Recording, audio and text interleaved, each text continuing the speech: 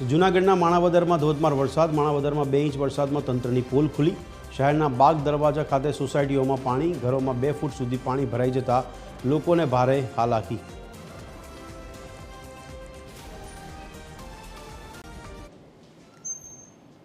આજે થોડાક વરસાદમાં ઘરમાં ઘૂસી ગયા ફૂટ 2 ફૂટ પાણી. આજે પાલિકાના પ્રમુખને ફોન કરીએ તો ઉપાડતા નથી, એના સભ્યને ફોન કરીએ તો એમ કહે છે કે અમે તમારું કામ નહીં કરીએ. એ બોલો કાલરિયા. પછી ચીફ ઓફિસર કઈ ધ્યાન દેતા નથી, પ્રી મોન્સૂન કામગીરી કઈ કરી નથી. એ એમને બેઠા બેઠા ઓફિસમાં એસીમાં બેઠા બેઠા જનતાને એવડા હેરાન કરે. આમાં ઘઉં પલળી ગયા, ફ્રીજ પલળી ગયા. હંધુ અમારે કરવા નુકસાની પાલિકા ભરશે કે જીતુભાઈ પનારા ભરશે અમારી નુકસાની? કે અમારા દરિયામાં રહેવાનું તો અમને એક બોટ આપી દો, તમે આ બોટ રાખીને આડા આવડા ઘરમાં ઓના ઘરમાં જાય. અરે અમારા ઘરમાં અત્યારે પાણી ગરી ગયું છે. અમારે નાના છોકરાઓને લઈને અત્યારે જવાનું ક્યાં, કેની ઘરે અમે આવીએ? એ અમને પ્રશ્ન છે. બરાબર, અમને આન્સર આપજો.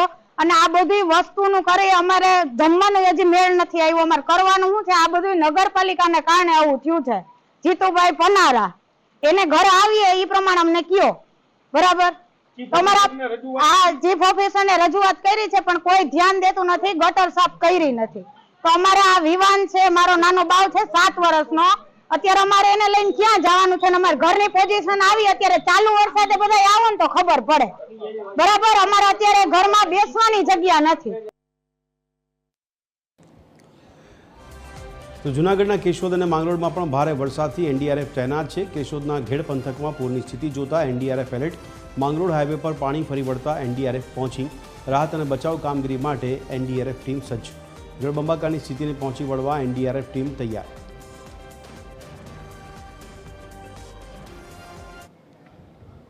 हमारी एक टीम जूनागढ़ के केशोद तालुका में तैनात की गई है.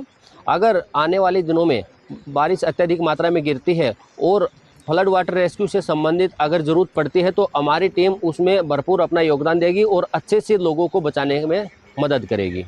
सर क्या निरीक्षण किया है? क्या है सर, आज हमारी टीम ने जल भराव वाले इलाकों को अच्छे से देखा है, उनका निरीक्षण किया है, जिसमें कुछ गांव मंगरोल तालुका के हैं और कुछ केशोद तालुका के शामिल हैं. क्या परिस्थिति क्या है? सर, अभी तो नॉर्मल परिस्थिति देखने में आई है. इतना ज़्यादा पानी का भराव नहीं हुआ है क्योंकि पिछले कल से ही हमने जो देखा है बारिश हल्की शुरू हुई है और आज सुबह से बारिश कंटिन्यू है.